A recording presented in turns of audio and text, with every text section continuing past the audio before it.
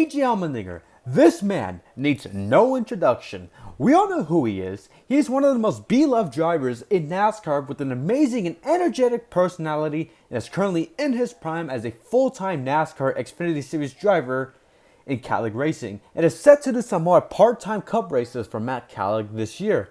Even if you're not an Allmendinger fan, you still root for him each race and adore his personality, and he has a cat named Mr. Tickles and a Frenchie named Senna. Before AJ is known as a NASCAR driver, AJ Allmendinger did not start his racing career in stock cars. At the age of 5, he raced in BMX.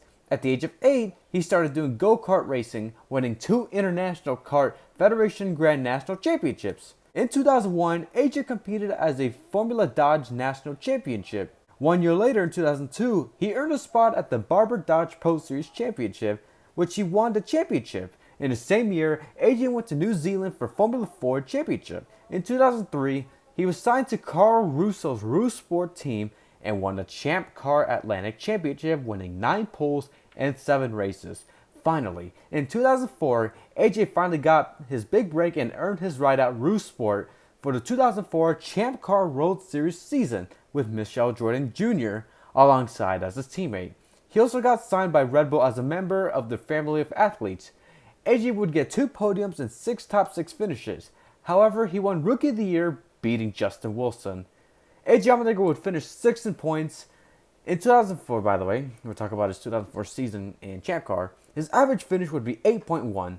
The next year, in 2005, Justin Wilson would be AJ Allmendinger's teammate. As for AJ, he would win 1 pole and 5 podiums and an average finish of 7.6. He would finish 5th in points. AJ would continue to stay in Rus Sport in 2006. After the 4th race of the 2006 season at Milwaukee, AJ Allmendinger would be replaced by 2002 kart champion Cristiano D'Amata. Team owner Carl Russo stated by saying, quote, "AJ has been with us since we created the environment. The environment will help AJ to grow even faster, and so we have made this very difficult decision." Russo also believed that the former champion like Cristiano D'Amata would challenge Sebastian Bourdais, who not only swept the first 4 races of the 2006 Champ Car season, but was looking for his 3rd straight championship. 5 days later, Forsyth Championship Racing picked up AJ Allmendinger for the rest of the season, replacing Mario Dominguez, and boy oh boy, what a decision that was. 24-year-old AJ Allmendinger from Denver, Colorado these days, although originally from California. There is Karen. Oh, this is awesome. Oh, look at the tears. Look at the tears down Lynn's face. Remember in Edmonton a year ago, you called him Allmendinger, Derek Daly.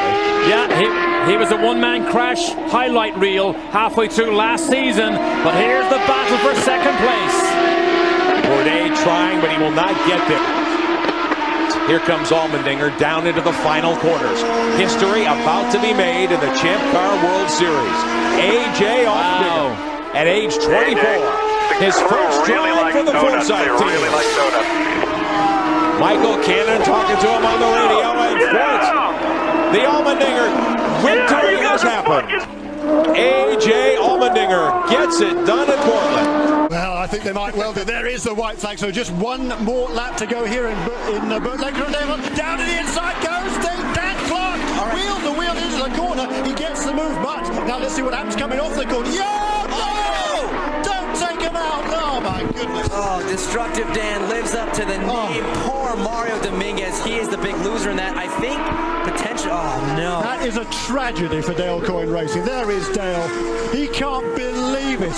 It was a great move down the inside, but for some reason, Dan tried to pinch him coming off the corner. All you've got to do is get on the power, get a clean run off the corner, and you've got it made going up to turn 3. And you stalled the engine as well. What a disaster. Unbelievable. And, God, this is tragic, quite frankly. Look at the frustration from Dan Clark.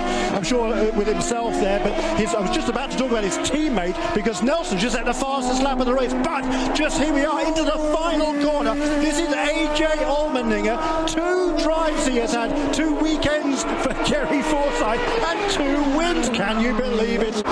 White flag is in the air. Greg Allmendinger watching his son from pit road. And the pigeon cost Tracy about 0.3 of a second by the looks of it.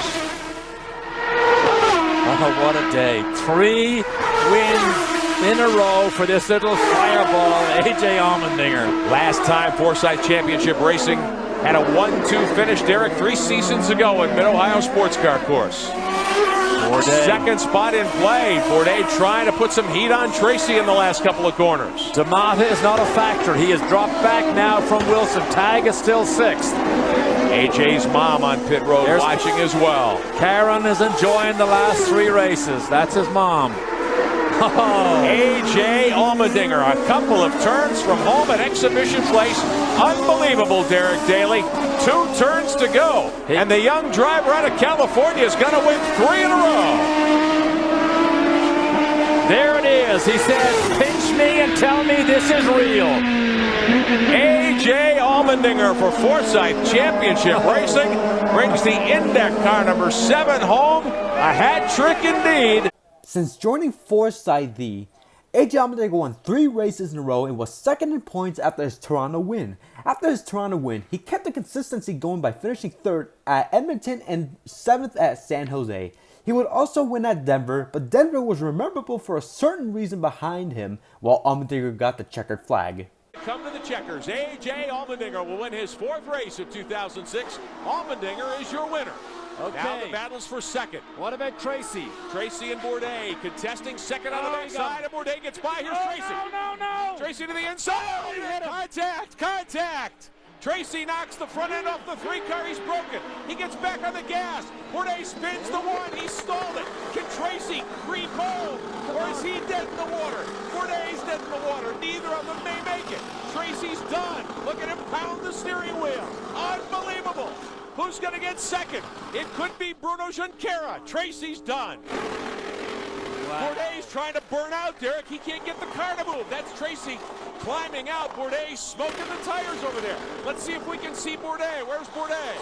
He's out of the car and he's done. He wants Tracy. Oh boy, here we go again. He wants Tracy. He wants him. Is this a replay of San Jose? He wants him. Don't touch him. Oh! Now that's not something you normally see. Hey,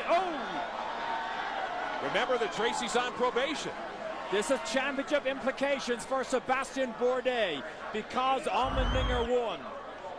Allmendinger, your winner. Junqueira second. Dan Clark gets to the podium as the 2nd and 3rd place cars take each other out in the final corner. Separate those boys. Alright, I had to add that because why not? Come on, it's Sébastien Bourdais and Paul Tracy. The rivalry was intense. Just, why not? Give me a break. Anyway, but as for AJ himself, he was 32 points behind Sébastien Bourdais after Denver. Unfortunately, he would not get close to Bourdais the next race due to drive shaft issues. Then he would win at Road America. That Forsyth IndyCar team and that 7 car with their young driver AJ Allmendinger, they have been perfect here in the second half of the season. Flawless run today. For 2nd spot, Bourdais trying to put a move on his teammate. Now does Bruno defend the position? Kicks up the dust, trying to defend the position. AJ Allmendinger rolling to victory lane after a red flag stop. Bourdais on the button. Your dream ride, but great job with it, Hot Rod. Way to go. AJ Allmendinger. You heard Michael Cannon call him Hot Rod on the radio. Allmendinger bags his 5th win of the season. His first start in the Champ Car Road America came right here. And Allmendinger gets the victory. Nobody knew it at the time, but AJ's Road America win would be his last win ever at Champ Car. Unfortunately, at the next race in Queensland, AJ would crash out on lap 18. He'll probably need a fresh set of rubber and a check on that car. No, he's going to keep circulating. We're still green here. Halen leads the race, but has stopped. Swalsman has made a quick stop. Oh, there's the Allmendinger incident. That's between turns 3 and 4. So we've gone full course yellow. The pit lane is closed, and here's the reason why. Trouble here for AJ's big oversteer through the middle of the corner. He's actually caught it mid-corner, grabbed it, and steered himself up into the wall. It's like he was in a higher gear than he's supposed to be, kind of thing. Could be the case because of that shift cut problem. After Queensland, AJ did not compete the season finale at Mexico City because he accepted an offer to race in Red Bull Racing's NASCAR team. He was one of the drivers that joined NASCAR during the open wheel invasion. In 2007, Allmendinger commented that a lack of marketing and sponsorship due to the car IndyCar split played a role in him and several other open wheel drivers moving to NASCAR. Adding and saying by quote, "It needs to be one series to have all the best open wheel drivers on this continent racing against each other. You'd hope to get some sponsors back and get a decent TV package," end quote. So it was on to NASCAR for the Dinger. AJ made his NASCAR debut at New Hampshire for Bill Davis Racing. He did 3 truck races in 2006, 13th at Loudon, 5th at Talladega, and finished 34th at Atlanta after crashing out. He attempted to do 2 Cup races in 2006, but he failed to qualify for both races at the Fall Atlanta and Texas races. In 2007, AJ competed in 9 truck races, 7 Busch Series races, and did 17 races while DNFing 19 times. It was an embarrassing year for Red Bull Racing Team due to missing a lot of races and other struggles. In 2008, AJ would make 1 truck race at Fontana and 1 nationwide race at the Phoenix Fall Race. As for Cup, it was surely an improvement. Qualified better in some races, he competed in 27 races but missed the Daytona 500 once again for the 2nd year in a row. He would also miss Fontana in Las Vegas. He did continue to race for Red Bull Racing from race 9 through 29, 1 race for Michael Waltrip Racing, and the last 5 races for Gillette Evernham Motorsports, who were merging with Richard Petty. AJ would also win the 2008 Sprint Showdown at Charlotte. In 2009, AJ Allmendinger would race for Richard Petty in the number 44. It was a solid season, but the highlight of his 2009 season was finishing 3rd at the Daytona 500 in his first 500 start. He had 1 top 5 and 6 top 10s. In 2010, AJ had 1 pole, 2 top 5s, and 8 top 10s. In 2011, he would have 1 top 5 and 10 top 10s. After the 2011 season, that would be his last year racing for the King. AJ Allmendinger will race for the captain, Roger Penske, in 2012. Before the 2012 NASCAR Sprint Cup Series season, AJ went on to win the 2012 Rolex 24 at Daytona from Michael Shank Racing with Curb sorry for the mispronunciation. Curb Agajanian. Is that how you say it? Correct me if I'm wrong, please. Anyway, he would replace Kurt Busch in the number 22 car for the season. He finally got his big break racing for the captain in top-notch equipment. Despite winning a pole at Kansas Spring Race, he was struggling and he was mediocre.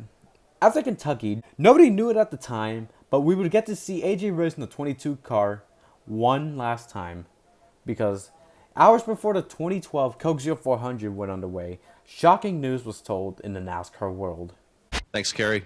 Driver AJ Allmendinger has been temporarily suspended from NASCAR competition based upon notification of a positive A test NASCAR received from its medical review officer, as stated in Section 19-11B, 6 and 7 of the NASCAR substance abuse policy. Pursuant to the rulebook, Allmendinger has the opportunity to request within 72 hours that his B sample can be tested. NASCAR will follow its policies and procedures that are set forth in the rulebook in dealing with the matter. And as Kerry stated, out of respect for the process, we're not going to take any questions at this time. Thanks. AJ Allmendinger was temporarily suspended immediately due to testing a random drug test and failed and violating the substance abuse program. Sam Hornish Jr. would replace AJ for the race and the remainder of the season. The drug initially was identified as amphetamines, with Allmendinger later identifying it as prescription Adderall he took once from the friend of a friend. He also accepted the NASCAR Road to Recovery program. On September 18, 2012, AJ Allmendinger was reinstated in NASCAR. He would finish the season with Phoenix Racing in the 51 car, while Kurt Busch finished the season with Furniture Row Racing. After the 2012 season, hell, even before the 2012 season ended, there were talks about AJ's future in racing. Now we are at the main part of the story. I'm going to let a YouTuber that is a big AJ Allmendinger fan introducing my good friend, Ben Schneider. Ben, take it away. Roger Penske wanted AJ Allmendinger back on his race team, but not on the NASCAR side of things. AJ attended the 2012 IndyCar race at Fontana as Roger's guest. There were rumors that AJ could go back to some IndyCar racing in 2013, as his number 22 Cup car was taken by former Joe Gibbs Racing driver Joey Logano. Rumors were still all over the place about AJ going IndyCar racing for Team Penske, since he was testing one of Roger's IndyCars at Sebring on February 19, 2013. After months of rumors and speculations, AJ Allmendinger announced that he would race part-time for Team Penske. IZOD would sponsor Allmendinger at Barber and the 2013 Indianapolis 500. Penske Automotive would sponsor him for Long Beach, and Quicken Loans would sponsor him for the Detroit Belle Isle doubleheader. For the first time since 2006, AJ made an American open wheel racing return. At Barber, he would qualify 10th and finish 19th. At Long Beach, AJ started in 14th, but would DNF and finish in 23rd due to gearbox issues. The next race he did would be the Indianapolis 500. The 97th running of the 500 was AJ's first 500 race. It was a very strong month of May for his team as he qualified 5th, in the middle of row 2. On race day, AJ proved the speed in qualifying was no fluke. He ran up front and even led a handful of laps before making an unscheduled pit stop at the end of lap 112. Unfortunately, his seatbelts had gotten loose, which put him off strategy and hurt his chances of winning the Indianapolis 500. Despite this, AJ would still finish in 7th place and lead a total of 23 laps, and a lot of people thought he could have won the race had the seatbelt not come loose. Regardless, it was still a great race for AJ. However, the next 2 races at Belle Isle at the duel in Detroit made for a weekend to forget. The 2-car of AJ Allmendinger climbs right up and over one of the target machines. There just isn't that much room, is there, Scott? You make a mistake by 5 inches and you're over the top of somebody. Well, these open wheel cars, and you can see the team owner Roger Penske disappointed on that, calling the race for AJ Allmendinger. Remember, this is Roger's hometown and his race here at Belle Isle. And AJ, this supposedly is the last race that they had programmed for him, so this really isn't the greatest way to end his race in Detroit. Especially after coming off a very strong 7th place run last week at Indianapolis, and had it not been for his seatbelts coming loose, he would have been in the mix at the end. He was in such a shot to win, but let's watch a replay here. A lot of jostling going on. You can see that he's just looking to make a move going on the inside of Scott Dixon, and there just was not enough room between him and Justin Wilson. Let's watch this one more time. On board with James Hinchcliffe. Watch how narrow a track gets up here. And as a driver, like James, you're hoping that you don't run over anything that's going to puncture a tire, and you've gotten through that. Dixon is going to have to come in to change his rear wing. It looked like he had some contact with that. Justin Wilson lightened up the tires into turn 1. Conway has done exactly what he had to do. He's had a clean start. He has to go look. Oh, there's an accident behind. Big crash back at the exit of the corner, and it is AJ Allmendinger. I'm wondering if that thumb had anything to do with it. He could barely grip anything. He just cannot get a break here. He had the similar problem in yesterday's race right at the start. Yeah. Idiot. What happened? He's now taking his steering wheel off, which is where all the communication goes through. You hear Roger say what happened. Hopefully we'll have a replay for that. AJ Allmendinger, absolutely one of the most talented drivers there is, both in open wheel, has done a great job obviously in NASCAR. With the past issues he's had here just recently, he wanted to come out and make this all right, especially getting a second chance for Roger Penske. Disappointment, you could hear that in his voice. Now let's look towards the back, and you can see that the back end of the car starts to come around Eddie just as he's trying to apply power, going up over that little bridge where there's a creek that runs underneath, and the back end stepped out. He tried to correct it, and when it came back over the far side of the hill, it got gripped and took him into the wall. So that is something that the driver feels awful about right now, and especially 2 days in a row. It was very tough for Allmendinger fans, to say the least. I had a bad feeling about the start of his second race, knowing his wrist was hurting from the impact a day earlier. As soon as I saw a car in the wall, I figured it was probably him. After that weekend, AJ was quoted as looking for a place to hide. However, he had a lot of support, including Penske's. Roger said that it was just a rough weekend at Detroit after a successful Indy 500. And Dario Franchitti reached out to him on Twitter saying, "Keep your chin up, mate, we've all been there." But AJ remained pretty hard on himself, calling the weekend embarrassing and saying it left him heartbroken. At the time, the Detroit doubleheader was his last scheduled IndyCar race for Penske, though AJ had some good things coming around the corner. It was announced that AJ would race Roger's number 22 Nationwide Series car at Road America in Mid-Ohio. Throughout his NASCAR season, he raced for Phoenix Racing and JTG Doherty in the Cup Series. As for the Nationwide Series, what a deal that turned out to be. Cars off at Canada corner. Oh, there's Regan Smith. the final climb, the checkered flag, and the win for AJ Allmendinger at Road America. He scores for Roger Penske.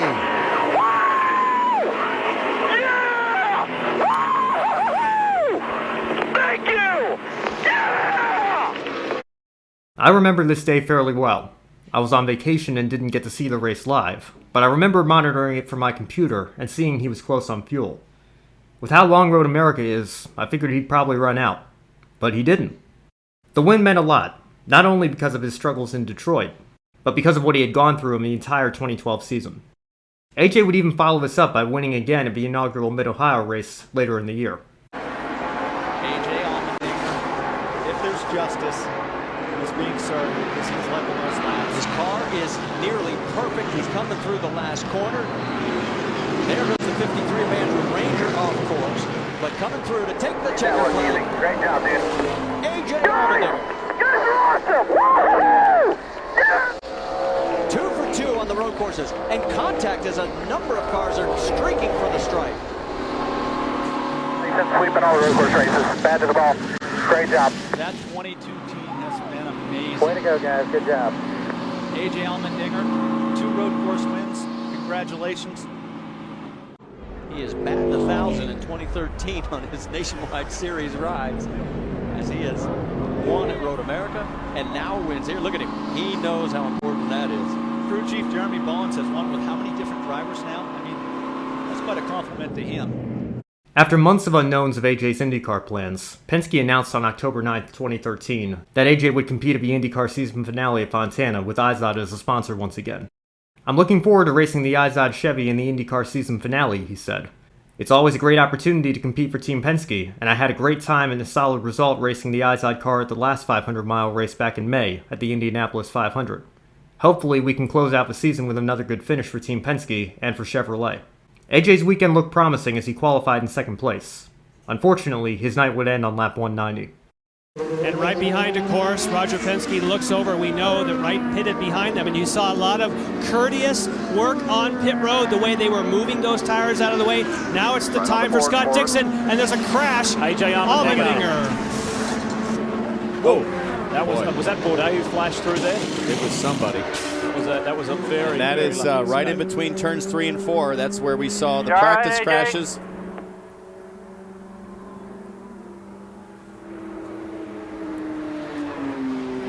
We see AJ moving inside the cockpit.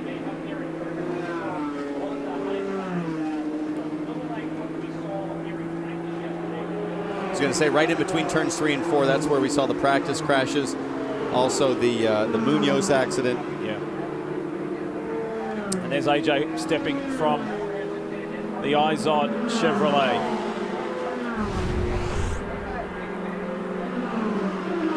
Oh boy, he lost it early in the corner, Wally. Ooh. It was Ed Carpenter below him. Ed wasn't coming to the pits, no? No. Was Bourdais who went through on the low side. And knowing AJ the way we do, you saw the frustration when he got out of the car and clenched his fists. He just wanted to do well for the team here tonight. Here's another look. Ed was, had Ed just come out? No, he didn't come out of the pits. Ed was going really slow, and it's like AJ reacted. Exactly. And lost it.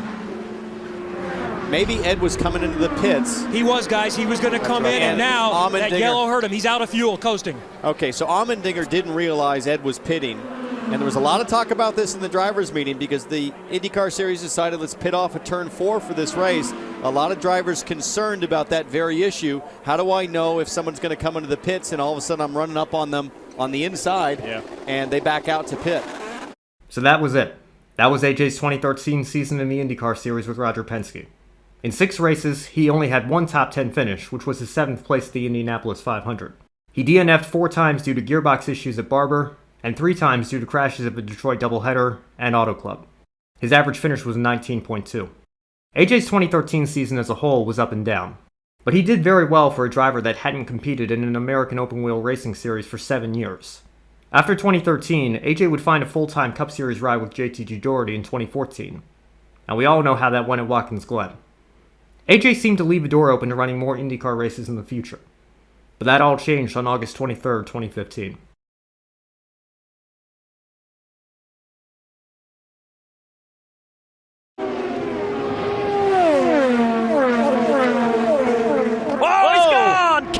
Gone. That's a hard hit right there. All by himself. Oh, in the wall goes Justin Wilson. Wait for Wilson to come through. There's Pagenaud on the low side. The nose section there bouncing, bouncing, and right there on the head. And that is, if that is the nose of the car, that is a very, very heavy, thick object. You see it flying through the air. It's nearly 100 yards in the air, and I would guarantee that that knocked him unconscious, and he's just a passenger now. It looks to me from that shot, guys, that it's the part of the crash structure from the front of the car. This is from Dixon's view, rear view. Looking back, second car you see in shot is Justin Wilson. So watch for this. There goes that piece of debris, the nose cone of the car. That's not what you want to hit. We've seen in the past the damage that a spring will do with Massa, and that's a much bigger piece. It's with profound sadness that we announce that Justin Wilson died this evening at Lehigh Valley Health Network Hospital in Allentown, Pennsylvania, as a result of the head injury that he sustained yesterday at the Pocono Speedway event. He passed away in the company of his family, his brother Stephen, his loving wife, wonderful wife Julia, and his parents, Keith and Lynn. Justin's elite ability to drive a race car was matched by his unwavering kindness, character, and humility, which made him one of the most respected members of the paddock. As we know, the racing industry is one big family, and our focus now is on rallying around Justin's family to ensure that they get the support that they need during this difficult time. I'm here on behalf of all the drivers in the IndyCar Series. You know, it's days like this are extremely hard on all of us, and we just want to offer our sincere condolences to Justin's family, to his parents, especially Julia, Jane, and Jess, and Stefan. You know, obviously Justin was a great professional driver and extremely good at his craft. Beyond that, you know, he was a great guy. You know, one of the few, if only, guy that really was a friend among everyone in the paddock and competitors, and that everyone respected for the way that he carried himself. Never again, said AJ after losing Justin Wilson, his former competitor and teammate for Michael Shank Racing during the 2012 Rolex 24 at Daytona. The only way he said he would consider doing IndyCar once again is if they added cockpit protection. In 2020, the Euro screen was added to the cars, but nothing has been said regarding AJ returning to the IndyCar Series. He seems pretty comfortable with his commitments to Kaulig Racing as he's getting ready for the 2022 Xfinity Series season. Now I'll hand it back over to Ian to finish off the video. Thanks for having me on, Ian. Thanks, Ben. Before we finish off this video, I want to let y'all know a couple of things. If you want to see more from Ben Schneider, subscribe to his YouTube channel and his social media accounts. Links are in the descriptions below. Also, if there was anything I forgot to mention or got wrong, please feel free to respectfully tell me in the comments below. A lot of help would be appreciative. Thank you. Now let's finish off this episode. After he finished his IndyCar stint, AJ would come back to do NASCAR. As after making this video, he has 2 career wins in the NASCAR Cup Series at Watkins Glen 2014 and Indianapolis Road Course in 2021. In Xfinity, he has 10 career Xfinity Series wins. He also has the most road course wins in history in the Xfinity Series with 6 wins. AJ is getting set to do another full year of Xfinity Series for Matt Kaulig and 15 Cup races for Matt Kaulig. So AJ has a chance to win more road courses this year. Anyway, he also called some IMSA and IndyCar races. He has been doing the Rolex 24 from 2016 through 2019 through 2021. Although AJ's IndyCar return was a struggle, it was awesome to see him return to open wheel racing for a bit and was given a second chance to race again. AJ has redeemed amazingly and has been more successful as a race car driver. It was also awesome to revisit his time in IndyCar, regardless of how his season went. I want to give a big shout out to Ben Schneider for being featured in this video. Again, follow his social media accounts and subscribe to his channel for motorsports content and also game show content if you're into those things. Thank you guys so much for watching this episode of Racing Stories. Comment, like, and subscribe for more content. Don't forget to turn on my YouTube notifications for more content and for more racing stories.